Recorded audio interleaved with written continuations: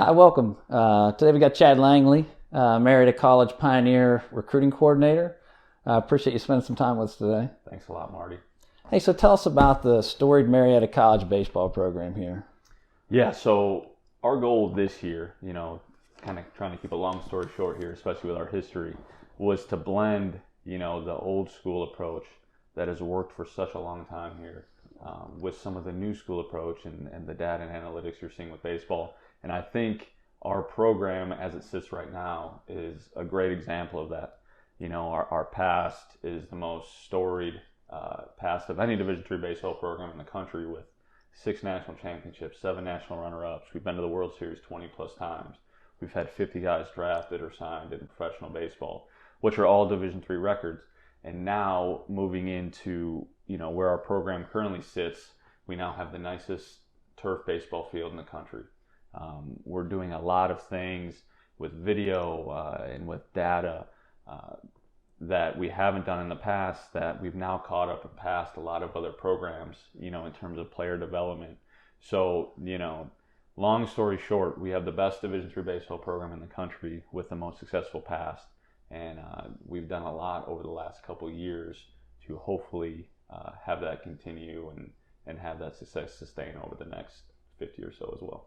So tell me about your contribution here. What's your past, like playing and then coaching experience, and what have you brought to the program here? Yeah, so I played Division III baseball in Wisconsin. I did some coaching in the summer, and I ended up staying and coaching where I played. And I came to Marietta. This is now my 4th season.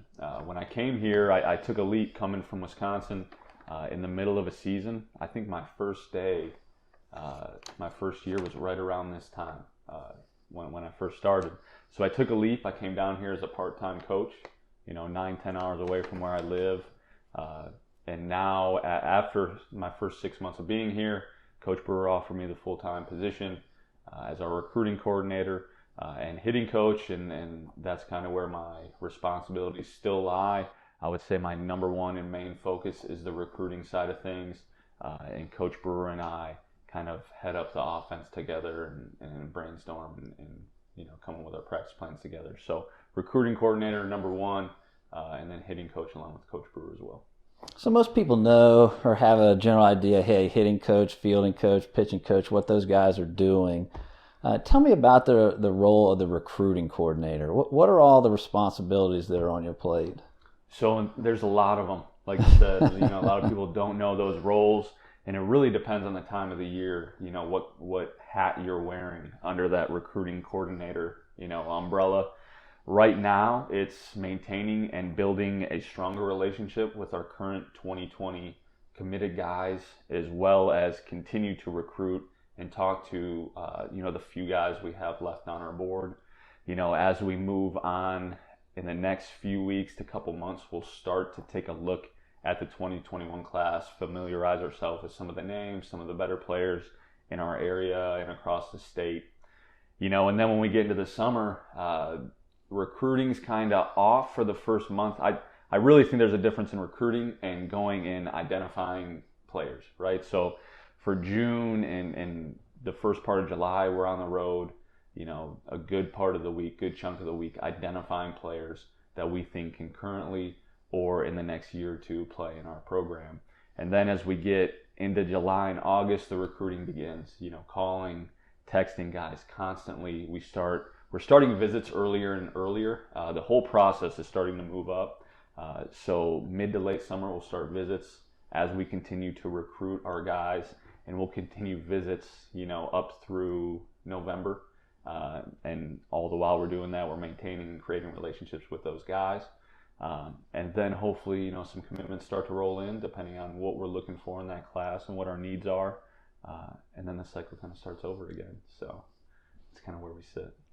So tell me, on a typical day during that recruiting process, what's on your cell phone and computer? What are the actions you're doing? So texting nonstop. Phone calls initially, I know kids love to text, and I'm only 28 years old, so I'm part of that generation that came up loving to text. So I feel them, but I really think an initial phone call, I might text them to say, hey, this is where we saw you. Really like you. Let's set up a phone call. But I really like to have the first be a phone call just so we can get familiar with each other, try to have an organic conversation, see if the kid can, formulate some stuff and talk a little bit and communicate. So that's a big one for us. So we like to start off with that phone call. But yeah, I'm calling and texting nonstop from June, through September. So, and that's we don't do a whole lot of email, with the guys that we're really going after.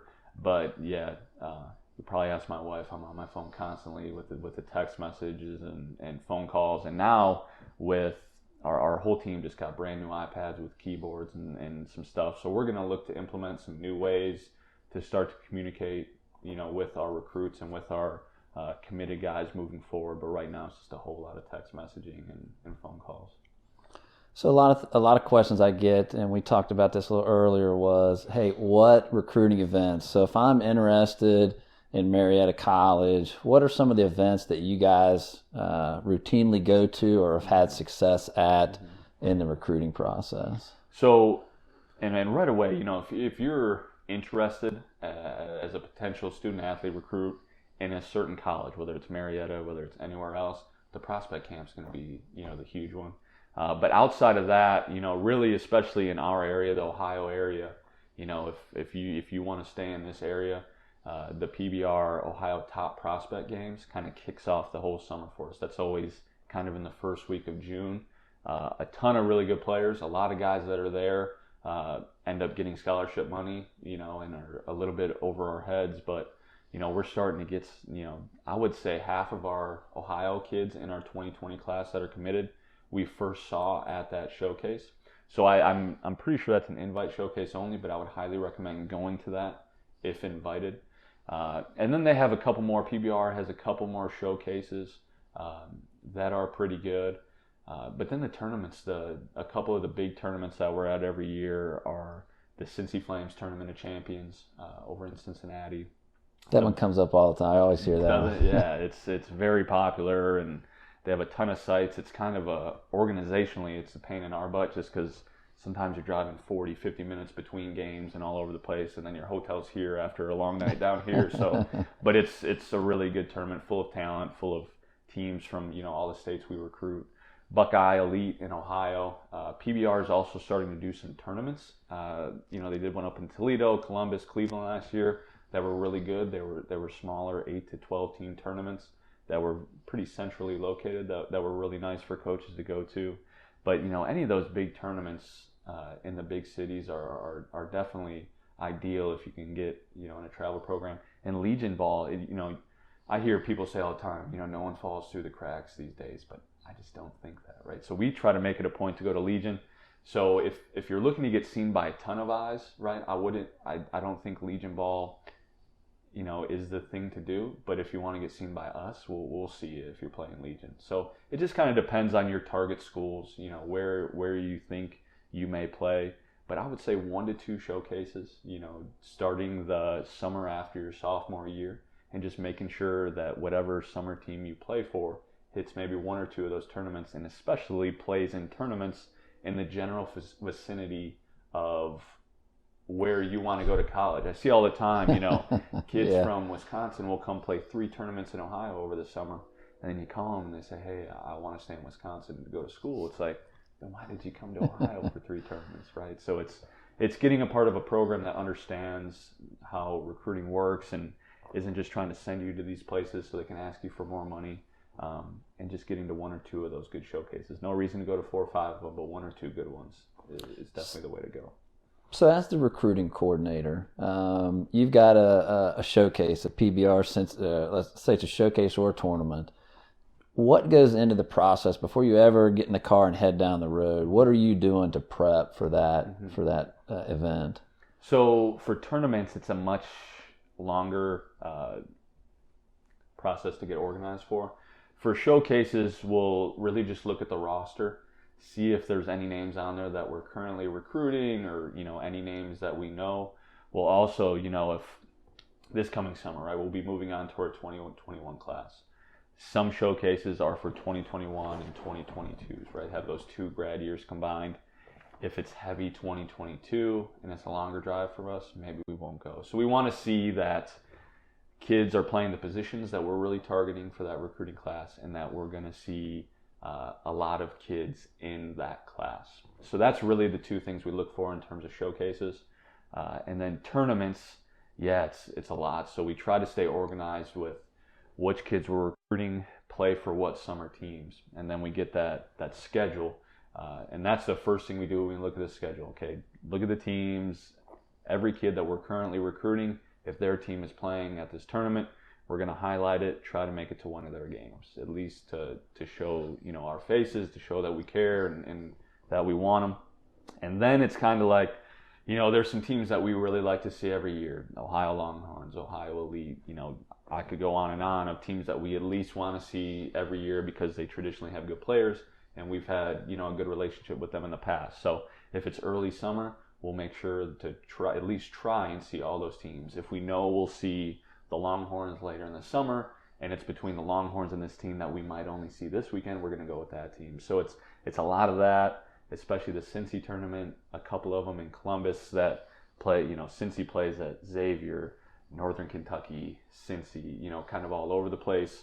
We'll get our game schedule, or at least what we want it to be, and then try to get a hotel centrally to look. So there's a lot logistically that goes into those tournaments. We also have, Mike Mulvey is our other full-time assistant coach who does just as much recruiting as I do, right? I have the title, but it's really 50-50 split. So depending on where he is and where we are, we got to do this twice and figure it out. So it definitely is a lot. So you get there, let's take the showcase format. What tools do you have? What are you doing there at that showcase? You got a stopwatch, you got a radar gun, you've got your list of notes. Walk me through that day of what you're trying to accomplish. Yeah, those are the 2 big ones, the stopwatch and the radar gun.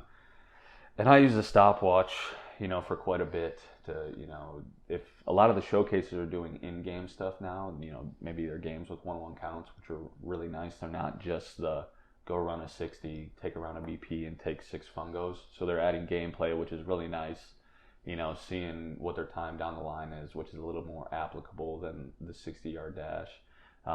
But yeah, the radar gun and the stopwatches are big. Some of these showcases are really doing a great job too with implementing technology. With Rapsodo, they'll have that set up with a TV, set up for all the scouts to see. You can see, spin rate, all this different stuff, which is really nice and really allows us to leave some of that stuff at home too. But yeah, tools wise, kind of what we're looking for, we like kids that can move a little bit, that can run, right? We go on tradition runs, we do these things. So, right, we want kids with a decent body currently that can run. If you're a 60 time that's over 7'6", you're going to have to do something else really, really well. If you're a position player, right, really well for us. But other than that, it's just kind of seeing how kids bounce around and making sure you're passing the stopwatch test a lot of the time. So players interested in coming to Marietta College, walk them through what are the steps they should take to try to make themselves, or allow you to be aware of who they are and to start that process. Yeah. So understanding the timeline is big, right? So currently we're wrapping up our 2020 class, which are guys that are seniors in high school. We've got a bulk of our class set right now, waiting on another few guys that are still on our board. And then we're going to start moving on to the 2021. So it's really important. And when I say that, it's important not to reach out too early, right? So if we're starting our 2021 soon, so if a 2023 kid emails me, it's really not high on the priority list. I'll probably, respond with, hey, yeah, we have prospect camps. We'll keep an eye on you moving forward. But especially if you're looking at some D3 schools and you think that maybe, these schools will be of interest to you, right around this time of your junior year is a great time to reach out to schools that you might be interested in. Whether it's email or text, I'll tell you right now, if you find a way to get my cell phone number and can text me, you're going to get a quicker response and 100% response rate. Email, it'll take a little bit longer. Like today, we had, our weekdays, we have practice from 9 a.m. to 5 p.m. Sometimes I don't even sit down at my desk and look at my thing, right? We get on our phone, but texting is the way to go to introduce yourself. I wouldn't just cold call a coach, but text or email. And then if you're going to do an email, I would just find a way to make it personable, personalized. We get emails all the time from recruiting services, or whether it's a kid that just has access to send out mass emails, which is fine too, right? Because schools use it for camps, right? We use systems like that too, but we do a good enough job in getting out on the road recruiting and seeing the players we want to see, that if someone sends us a mass email, most of the time it's just going to be another thing on our list and really a waste of time. So if you're truly interested in a school, even if you do use a mass system for a lot of things, take some time to personalize that email to the schools that you might be interested in. Tell me a little bit about, at the D3 level, what are some of the rules and regulations that you have to deal with that may be cumbersome, and what are some of the flexibilities that you have?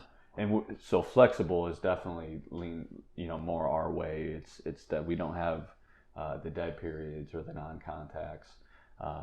We are allowed one unofficial or unlimited unofficial visits, one official visit, and we like to use one of each throughout our recruiting process.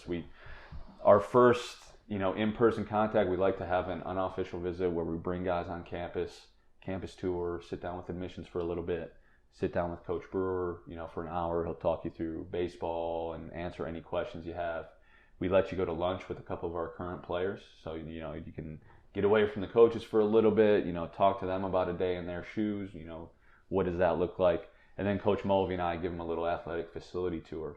And then what we always tell our guys is, if you like the unofficial visit, come back for an overnight official visit. And that's what I recommend for any school, whether it's Marietta, anywhere else. We'd always recommend to stay overnight somewhere, because when you go on an unofficial visit, Coach Brewer says this all the time, you spend the majority of your day with admissions and with the coaching staff, which isn't going to be what a typical day in college looks like, right? So before you commit to spending 4 years of your life somewhere and going to this whole new region, right, spend a night there, a whole day where you can familiarize yourself a little bit. But yeah, it's, that's kind of where we sit. There aren't a whole lot of regulations. I think the most important thing for parents and kids to realize is this: the timeline of when I'm going to be recruited by certain programs, whether it's a Power 5 Division I, a lower tier Division I school, Division II, Division III. There's a trickle down effect for all of that, and not get sad, or I can't think of a better word, but all of a sudden you're a sophomore in high school, you see a couple buddies come in, and all of a sudden you're sad that no other schools are recruiting you. Oftentimes it's only those select Power 5, top programs that are going after kids that early. So, just put your nose down, some hard work, and when you're good enough, you'll start to get those phone calls. So you talked a little bit about Ohio. What's your full recruiting area, and how do you find, what are your resources for finding recruits outside the Ohio area? So we do really well in the state of Ohio. We have a little bit better name recognition for our program. A lot of kids that I call, oh yeah, I've heard of Marietta College. Maybe they had a high school coach or a travel ball coach. It's really phenomenal. We have so many alumni in the coaching world, which really helps with that. So it's nice that we can recruit our state, and most kids that we call have heard of us and are well aware of our program. But we get into Western PA quite a bit, the Pittsburgh area. We've started to get to Indiana and Kentucky a little bit more. Indiana has this awesome place, which may be Grand Park out there, right? It's like baseball heaven. Don't have to drive 40 minutes all the way around. I can sit at one place, watch games or turf fields. I know though. So we've gotten out there a couple times this summer, which have gotten us into Indiana and Kentucky a little bit. Coach Mulvey now being on staff, he's a Pittsburgh guy. So he does a lot of our Pittsburgh area stuff. We've done really well the last couple years in Cincinnati. And I've just really I don't know, I'm not from Cincinnati, but I connect with those kids pretty well. So I do a lot of the Western Ohio, anything west of Ohio as well. Coach Mulvey does a lot of the Pittsburgh, the Northern Ohio, and then we'll kind of just merge in the middle a little bit. But that's where a bulk of our roster is from. We have a sophomore pitcher from New York, so we'll get some, just kind of random stuff but the majority of our roster is Ohio and Western PA. So you get a lead on a kid. Let's say he's a left-handed pitcher. He's from somewhere. Maybe someone saw him at a camp or something like that. How do you research that kid? What are the tools you use to find out more about that kid? Yeah. So, video is a big one. Personally, what we believe is that we'll use video a lot more for pitchers. Because pitchers, they can control what they can control, right? A hitter, you could have a beautiful swing on video, but it doesn't mean you can hit, right? So the video, if we see a guy that can throw, we would love to see them play in person. And that's why we don't do a whole lot of the go out and search for guys online, because we really like to see them play in person, because there's just so much more, right? And video is like social media, right? Social media, you only see the good stuff, right? If I swing and miss 3 times in a row while I'm making a video, not including it's not going right on the video. So, we'll look at the video as kind of a foot in the door type thing. And if we like what we see on the video, then ideally we find a way to see him play in person.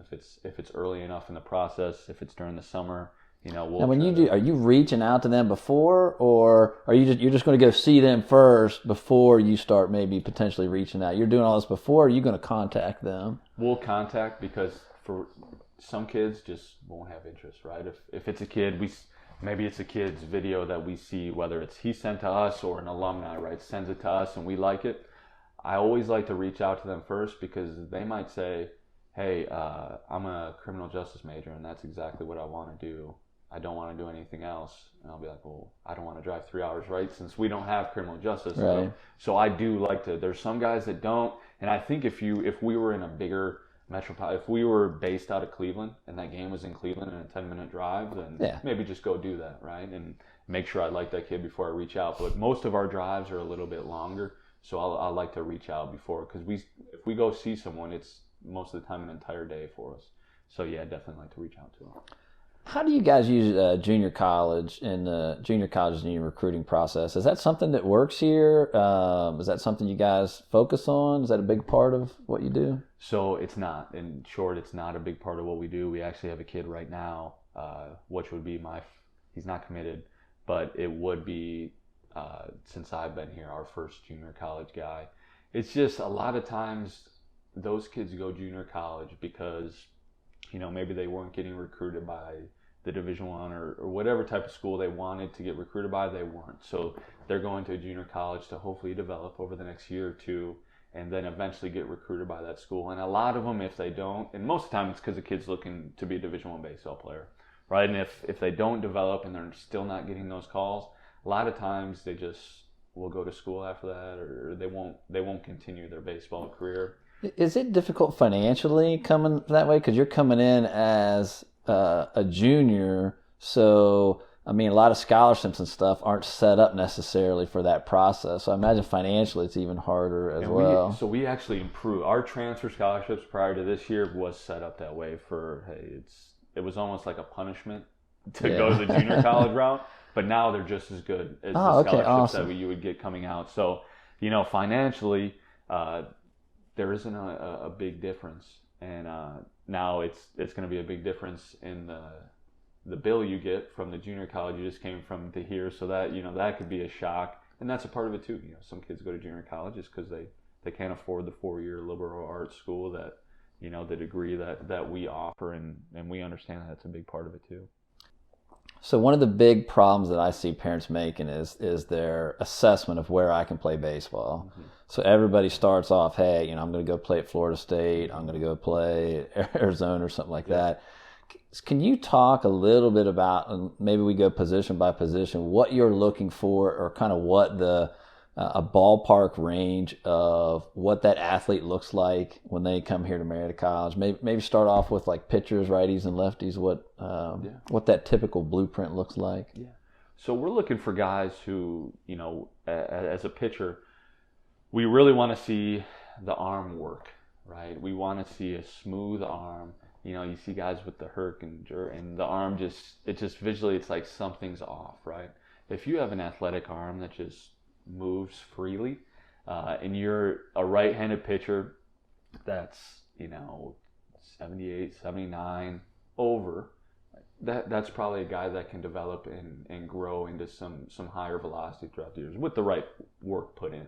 Lefties, depending on the school, and what their philosophy is, can go a little bit lower. You see the slow lefty all the time, right? You even see it with Power 5 guys, an 83 to 85 mile an hour lefty come out of the pen and get outs, right? So, it's a combination of, can you get outs, right? And you can only see that through gameplay, which is another reason why I love that instead of video with no batter, right? So it's a combination of, can you get outs, and do you have a projectable arm that works a little bit? The body stuff, yeah, I'd love to have 6'4" guys, 6'4", 205, but the reality is we're not going to get a whole lot of those guys with arms that work.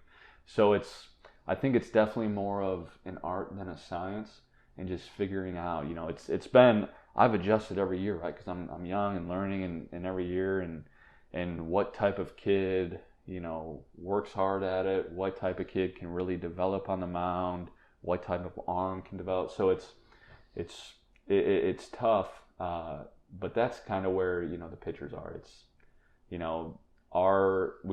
love getting righties in here that are 82 to 85, with arms that can work, and, hopefully by their senior year, they're anywhere between 85 and 90 and are really plus pitchers. And then position player wise, it's really the guys that we'll get, who we're looking for. We're either going to get guys who, metric wise, you got run, throw, hit for power, hit for average, glove, right? So we're going to get guys who are pretty decent with all of those, or we're going to get guys that can really, really hit, but their arm, they just can't throw, right? So it's, because a guy that can really hit with a great arm from the outfield that can run, he's gonna get money to play somewhere, right? So that's another thing when it comes to just, what's your philosophy? Do you want a baseline where all your guys need to be above this in terms of all those metrics, or do you like finding those guys that can absolutely just rake, but maybe can't throw well? Maybe you feel like you can teach a throwing motion better than hitting, so you want those guys that can hit that can't throw. I'll teach them how to throw. Or maybe you're the opposite. So that's where it gets to kind of, where you are personally in your program and what your philosophy is. So take them in the office. You're the recruiting coordinator. How do you guys track this? Do you guys actually have a board on the wall, depth chart by position, files? I mean, what does that behind the scenes look like? So that's exactly what I have. My office, there's a giant whiteboard. The only way names get put on that whiteboard is if they schedule a visit with us. So we have a recruiting software on our computers, and then we use basically like Google Docs, but it's through Marietta, Microsoft OneDrive, that all of our coaches have access to a file.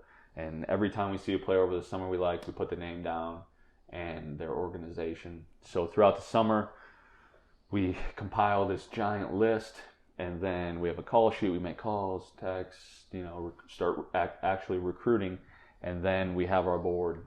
In the past, before this year, we ranked them, but we found so often that, I see a kid play in July, right after their junior year.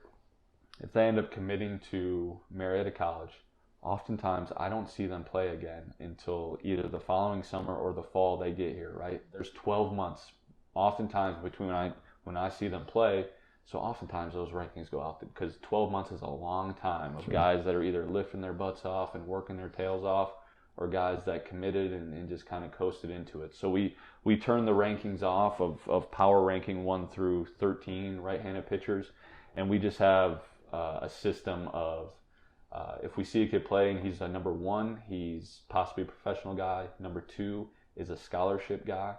3+ is a really good Division III baseball player. And then if we see a 3, he might be a Division III baseball player, just not here at Marietta. 4 is a guy that would really struggle to play college baseball. So we're really going hard after 2s and 3+, right? Money guys and good Division III baseball players. And if we can get a class of 8 3+ and 4 2s, then we feel like we did our job. But yeah, we got bored. They get erased if they call us and tell us they're going somewhere else, and they get moved under the committed column if they call us and tell us they're coming to Marietta College.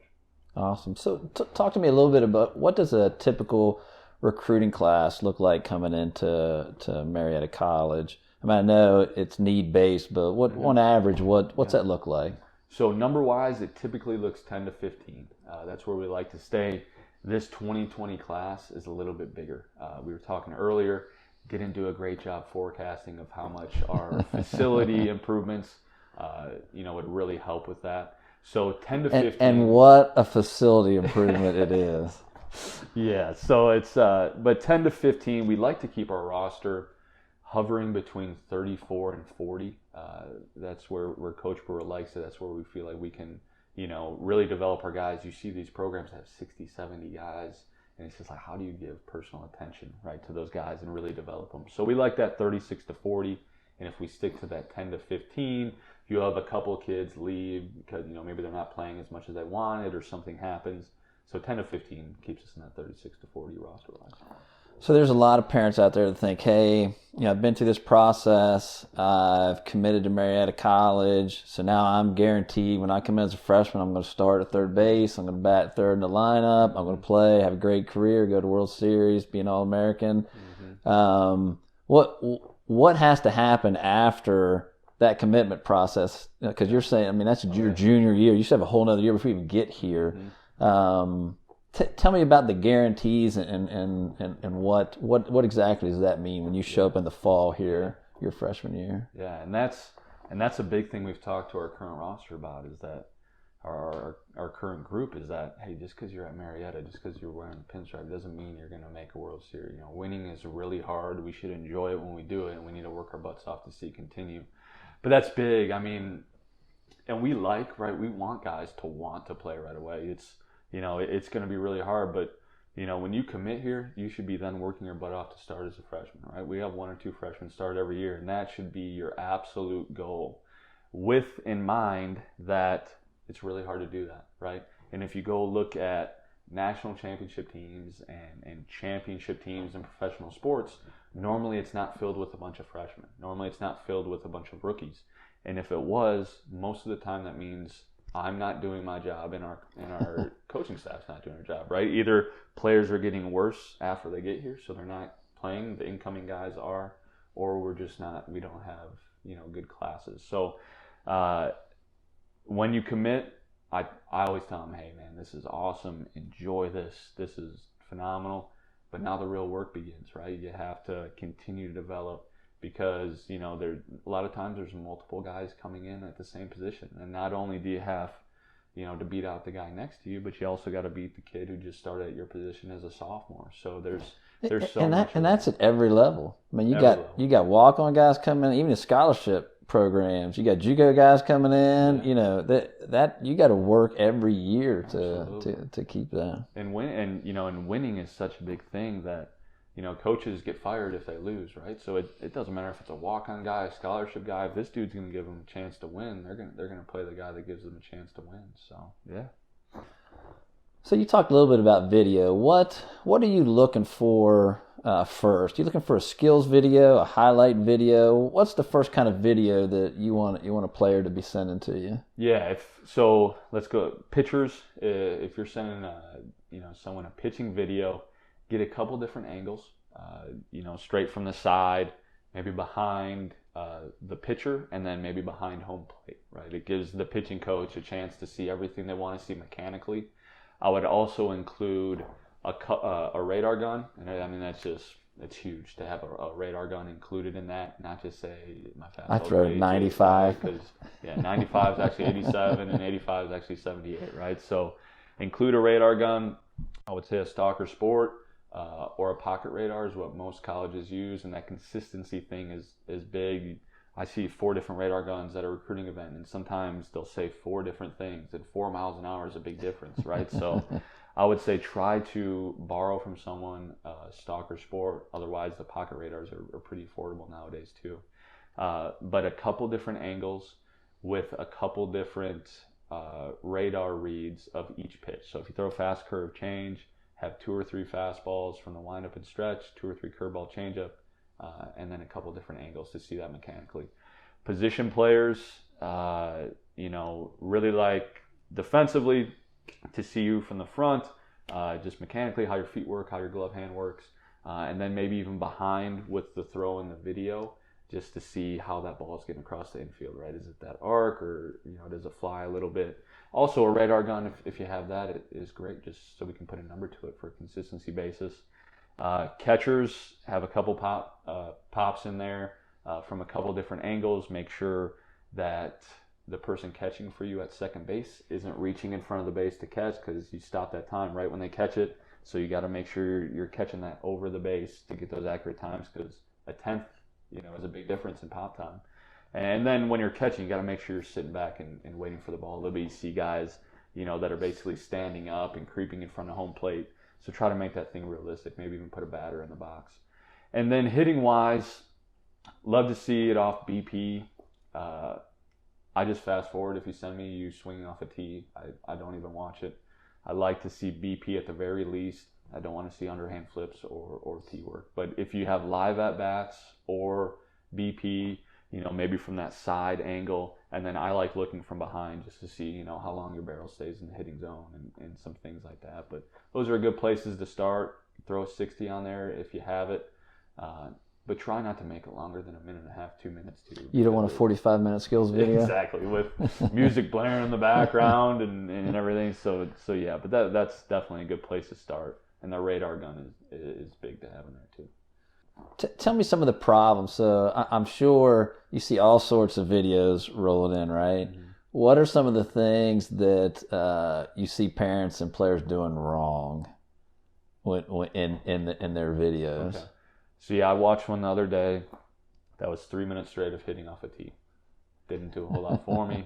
It did nothing. So that's the big one. And either doing 10 straight pitches or 15 straight swings from the exact same camera angle, doing the exact same thing, doesn't do a whole lot. So like I said, 2 or 3 from each angle. The radar gun for sure. But that's really it. And then, the problems with the catchers are really the big ones that I see. So talk to me a little bit about high school summer statistics. How much weight do you guys put in when a guy says, hey, I batted 340, hit, 20 bombs, or what? Summer statistics, not at all, because I just see so much bad baseball during the summer, and you face just such a wide variety of talent. Also if you're, in your 17U summer, sometimes you're playing 16U, combined tournaments. And then not only 6, because there's some guys that are going to be studs in this, but then you're playing the bottom team in a 16U, and that's all adding to it. So summer stats, I look at 0. High school stats, if you're playing in one of the better conferences, we'll look at. It's just like if you're a professional scout, right? If they're playing in a Power 5 conference, you're going to look at their stats. It's pretty impressive if a dude's playing for Arkansas in the SEC and he hit 360, right?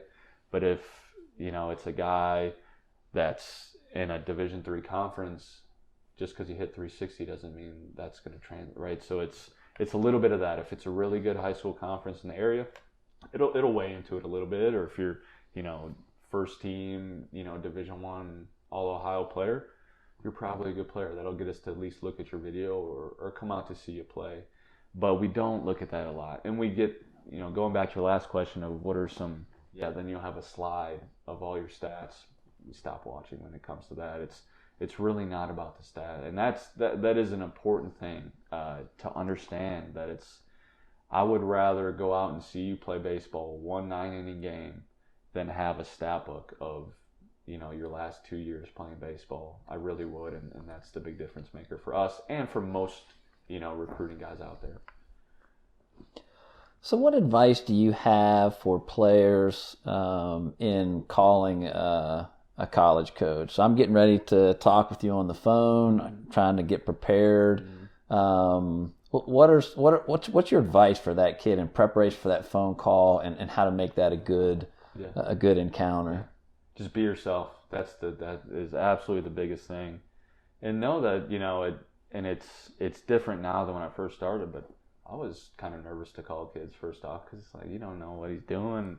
But really, just like the kids will appreciate us being ourselves going through the recruiting process, so they know what they're getting into, right? They don't want me sitting here acting out Mr. Nice Guy, and then they get to campus and I'm, yelling, screaming nonstop, right? So we're trying to just let our personality show and be ourselves, and that's what, you need to do. Don't try to fake it. If we have a kid, Damian Yenzi, on our team that's like a, laid back, like surfer type. If that's who you are, be who you are. Maybe some coaches won't like that, but it's better to show that right away, and maybe they back off you, than for you to pretend to be someone else, because it's going to come out eventually, and then you just won't play if they don't like you when you get on campus, right? So just be exactly who you are.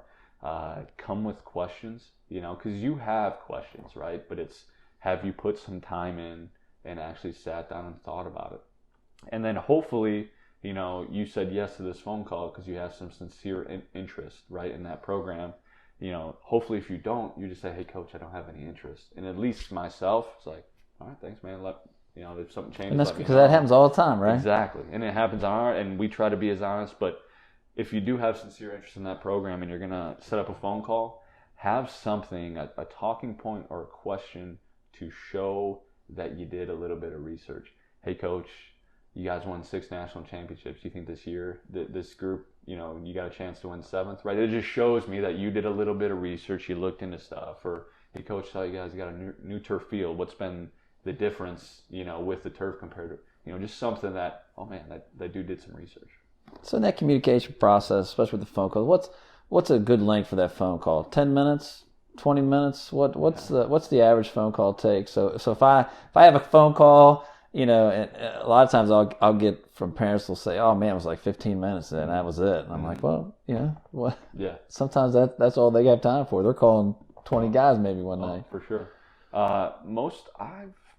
I've never really had one go longer than 20 minutes. I think, I've had 1 or 2 maybe, but most of my initial phone calls are 10 to 20 minutes. And then after that, guys that we've had visit, and I'm continuing that process, they're 5-minute phone calls. Hey, how's it going, man?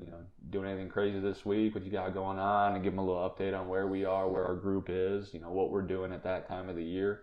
And that's kind of it. The initial phone call, it's a little bit longer because I want to get the scary stuff out to them right away. I try to scare them a little bit right away, right?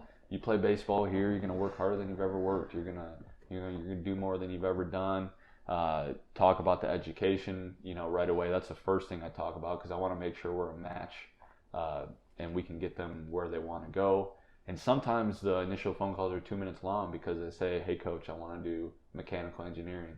I say, man, we don't have that. We have petroleum engineering. It's an awesome program. If you want to do some research on that and if you got some interest, let me know. But, if guys say that they don't have, when I was going through the recruiting process, I got recruited by a couple of schools. I wanted to do sports management, right? And a couple of schools that didn't have sports management, the coaches tried to talk me into doing something else. And that left a really sour taste in my mouth. And I still remember, I'm like, I don't like that you did that. So I really try not to do that, that if we have to make sure we're a match. And that's always my go-to is that, hey, we don't have that. Let me know if you're interested in this. It's similar, but that's going to be on you to give me a call or a text back to let me know that. And we actually have a kid in this 2020 class that our initial phone call was like that. I think he said architectural engineering. So we don't have that, but we have petroleum engineering. Do some research on it. If Marietta College could be of interest to you, and let me know. 3 days later, he got back to me. He said, I think I'm kind of interested in this. Long story short, he's now coming. But he'll make some cash too now. Exactly. A little petroleum engineering job. So those initial phone calls are anywhere from 2 minutes to 20-ish. And then after that, it's 4 to 5 minutes. I like to keep it short and sweet. And most of the time they do too. Anything longer than that, they're starting to space out. So it feels forced, right? So get the good stuff out of the way, and we'll talk to you in a couple weeks. So a kid starts to have an encounter with you guys either through, you've seen them play, you talk to them, there's been some sort of communication. How often should they be sending you updates, like an email update? Like in season, you want like every couple weeks, in the off season, once a month. How often do you want them communicating and kind of giving you updates? Yeah. Once we've started the recruiting process, really it's really kind of whatever he wants to do. We've we have guys, and a majority of our guys never give us updates, right? They're just not that type of kid. Honestly, if I was going through it, I'd really struggle to talk about myself. So I would never say, hey, coach, I'm hitting 420 so far this year. But some kids are like that, and that's completely fine too. So it's really whatever you want to do. If you want us to know something and look into stuff, because we'll continue our side of the communication and try to get out and see you play. And, hey, saw you guys had 3 big games this week. How'd you do? But anything outside of that, we love hearing from guys, but also there's those quieter kids. So I would say just don't force it. If you feel like you want to text a coach and you have that good relationship with them that, you can go back and forth and chop it up a little bit, that's great. But it wouldn't send a red flag to me if we're recruiting a guy and, he didn't keep me updated on any of that too. So just kind of whatever you're feeling. So social media, is it okay? We've talked about email, we've talked about telephone, we've talked about texting.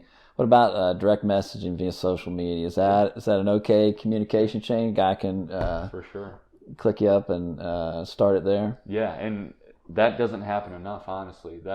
That's the best way, right? Answer my previous question, the best way to get in touch with me is to text me, right? If you don't have my phone number, just find me on Twitter and DM me, and I'll always look at that. It's just something I always see. Emails can they get sent to the wrong folder for whatever reason, my focused and unfocused folders we have now. So and like I said, there's no times throughout the year that I can't look at that. Just DMs and, hey coach, I got a question for you, or hey coach, was wondering if I could shoot you a text. Do you mind giving me your phone number? And yeah, that's absolutely a good route. What are some unique ways that kind of stand out in your mind that a kid has either tried to make himself known or get communication? They send you stuff in the mail. I mean, is there some interesting things that kind of stand out in your mind, maybe good and bad? Yeah. Well, the bad ones stick out, right? Because most of the guys, I would say 95% of our roster, we were the ones reaching out to those guys. But we've had kids email us resumes, baseball resumes, or even as late as last year, email us DVD instead of just, maybe putting a video on YouTube and sending the link, whatever it is. I would think anything hard copy that you're actually mailing isn't necessary nowadays, right? And a resume isn't either. Really just a video showing what you, because resume, right, is what we talked about earlier. All that is stats and what other people think of you. But if we don't know those other people, right, it just doesn't mean anything, right? As harsh as that may sound, that doesn't mean anything to us, right? What someone else said about you that we have no idea who that person is, right? So video and getting to know someone is the best route. Anything you got to send hard copy, I would probably stay away from. We talked a little bit earlier about visits. Tell me a little bit what's different about the unofficial visit and the official visit. Is it basically the same kind of process, or what happens there and what's the differences? So the unofficial visit is normally a 4 to 5 hour visit that's just nonstop, go information overload, right? It's just like coming from us, coming from admissions, coming from your tour guide, coming from having lunch with our current guys, and it's just nonstop. So when they first get here, they're taking a campus tour, they're talking with admissions, then they go straight to lunch with one of our players, and then they're straight with Coach Brewer for an hour. We've kind of mixed it up. We've combined our athletic facility tour with talking with Coach Brewer to keep it more interactive and engaging, rather than Coach Brewer just sitting here and speaking to them and them feeling uncomfortable to answer questions. But it's a combination of all of that. So maybe they get to meet 1 or 2 of our current guys. Our official visits, we always do on a Saturday into a Sunday, overnight stay, and we like to do them in a group. So our entire roster stays on campus. Most of them are housing at least 1, if not 2 recruits. And we'll have 15 to 23 recruits of ours stay on campus over 1 weekend. So they're getting to know a lot of the other guys we're recruiting that will end up, if they come here, being their lifelong friends, which is a really cool starting point, right? And they're getting to know our entire current roster. We like to do it around a football, basketball game so they can see, because those are awesome atmospheres. Our basketball team is phenomenal and the atmosphere is unbelievable. Football team is continually getting better, and the atmosphere is great over there. So we like to do it around those events. Then we have a big banquet that we invite President Rude to, some VIPs from around the city, and it's really an awesome event. And us coaches, we're kind of the liaisons throughout the day, but those on our guys' official visits, they might have 30 seconds of FaceTime with us. We just like to keep it all about their experience and how it'll be for them. So it's really cool, and our official visits have been absolutely phenomenal, and 90% of our roster attended one of those official visits. It's been really good yield for us. So talk to me about the importance of academics. Where does that come in when you start researching a kid? Is that right after velo, before velo? Is that, and then how big of a part does that play in your recruitment process? Yeah. It's a big part of it, especially with, we're not a cheap school to attend, right? And the better basically your GPA and your test scores are, the more guaranteed, academic scholarship money you have, which is humongous, right? Affordability is the number one factor in determining if a kid's going to come to school here before this awesome turf field, if he can afford it, right? And he likes everything else, most of the time it happens. If you can't afford it, it doesn't matter how great everything else. So that academic piece is huge, because if he's a 2.4 GPA and a 19 ACT, he might squeak into school, but it's going to be really tough for him to be able to afford school. So it's a big part of it. Normally if stuff's listed, we won't dive into the academics until we know that kid is good enough to play baseball here. But yeah, it's right away. We've had guys that were good enough. We saw play, right? I'm watching a field, really like this kid, and then I look at the pamphlet or I ask him, hey, that's one of my first questions. What's your GPA? What's your ACT score? And if it's not, good enough to get in or good enough to get some decent money, we just, we'll either stop the recruiting process or say, hey, ACT test dates in 13 days, you better sign up. If you want to come to Marietta College, you better sign up and boost that score a couple notches. So it's extremely, extremely important. Really can't emphasize that enough. So talk to me a little bit about the parents' role versus the student athlete's role in this recruiting process. Mm-hmm. Who are you wanting to talk to and interact with, and what are the good and the bad in those roles? Yeah. So I've been fortunate. You hear some horror stories about parents and the recruiting process, but really nothing sticks out in my mind. And maybe it's because we tell them right away. My first phone call with them, I say, any questions you have, if your folks want to call me personally, if they have questions, if they want to relay questions through you, please, we tell them, let them know we're an open book, because a lot of times parents are paying for the education, right? So they got to be on board too. So I understand that. We understand that.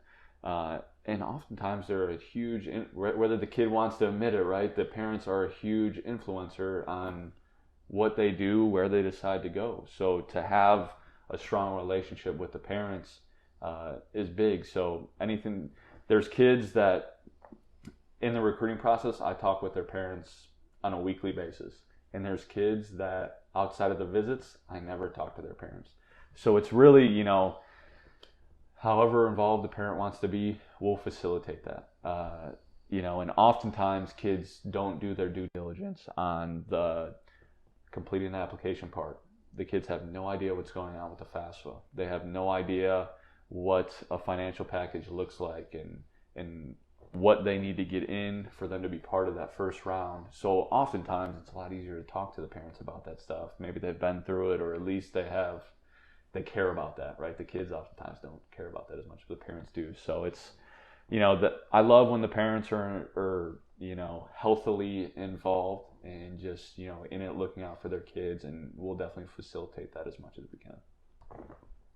So on the recruiting trail, obviously there's a lot of, you get into a lot of different things. Any stories stand out to you, maybe funny or interesting? Okay. Yeah, I'll tell one about parents. So we're sitting, right? I'm sitting behind a backstop, just watching a game, just a random game, not there to see anyone in particular, and just radar in the pitcher, right?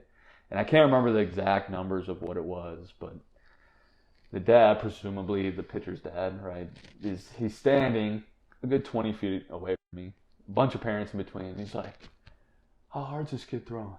And I'm like, whatever I said. So let's say I said 80, right? And he like looks at me like I'm completely wrong. And I just kind of look away and he's like, that's funny. A few days ago he was 85. And just like, it's stuff like that. You hear that a lot.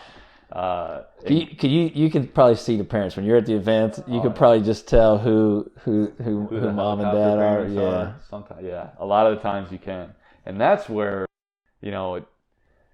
I don't see that part as recruiting. So going back to how parents can get involved in the recruiting, that's a way they can get negative before I even start recruiting their kid. And maybe that's why I haven't during the recruiting process. I had a negative because if a parent does that, unless their kid is just over the top good, I'm just gonna cross it off. I don't want to deal with that in my life.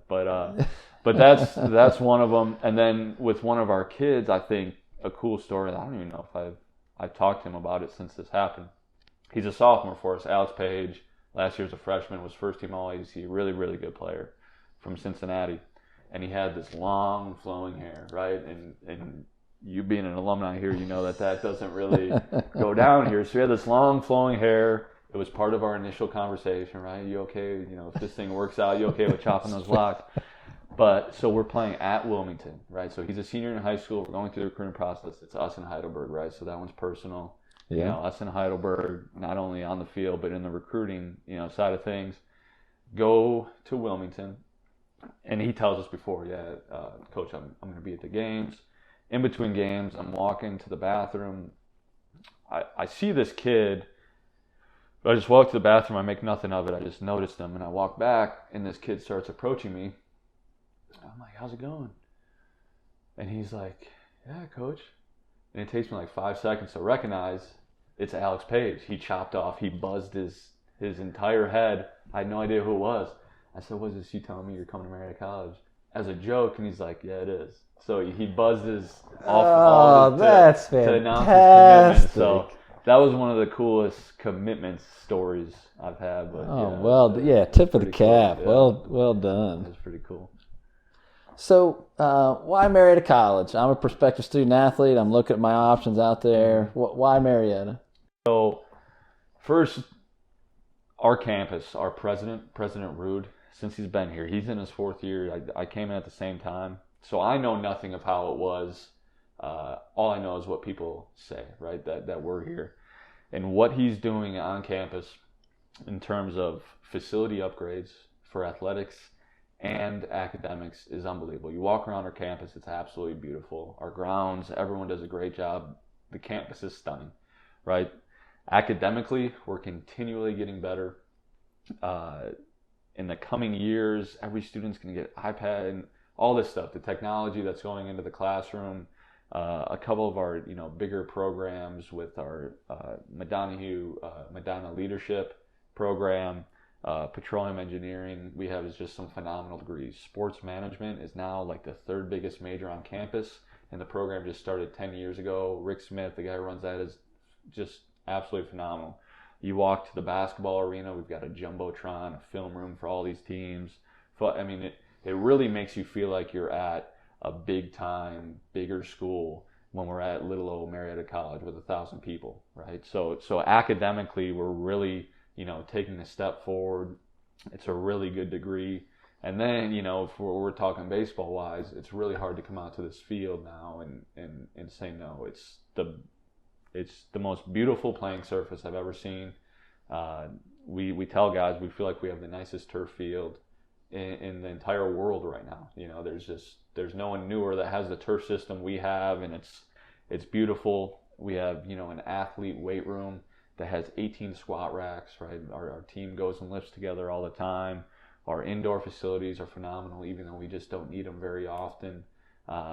There's so many things. Our entire baseball team the other day just got, baseball and softball is the only teams right now. Our baseball team just got 40 iPads with keyboards, with the pens. We're putting our playbooks on them. We're doing video, all this different stuff. And it feels, the community is just phenomenal here. And I know I'm just going on and on, but I could talk about this for a long, long time. Just the amount of people that are at a game. I mean, we outdraw a lot of Division I schools when it comes to baseball attendance. When you go to our basketball games, we were third in the country in men's basketball attendance last year. I mean, you feel like you're at a small-time Division I program. And it's just really special, the sense of community. You walk down Front Street, people are going to know you're a baseball player. People are going to know you go to Marietta College and are, on the basketball team. It's just, you feel like a little celebrity when you're a student and when you play athletics at Marietta College. And it's interesting, like, because you've talked about a lot of really good things there, and not one time did you mention World Series, the postseason play, and all that. Give me a little rundown of that, because that's pretty awesome as well. Oh, absolutely. And so we've won 6 national championships, right? Seven national runner-ups. We've been to the World Series 20 times, and our current head coach has been here for a lot of that, right? Coach Shalley was the head coach for 3 of the national championships, and Coach Brewer was the head coach for 3 of the national championships. And presumably he would never talk to you about this, but people tried to lure him away from Marietta College. After you do that, you try to get lured away. He said no to everyone. He loves Marietta College. This is a place where you come and you enjoy Coach Brewer and how he coaches, right? It's not for everyone. He'll tell everyone he's a yeller. He coaches you hard.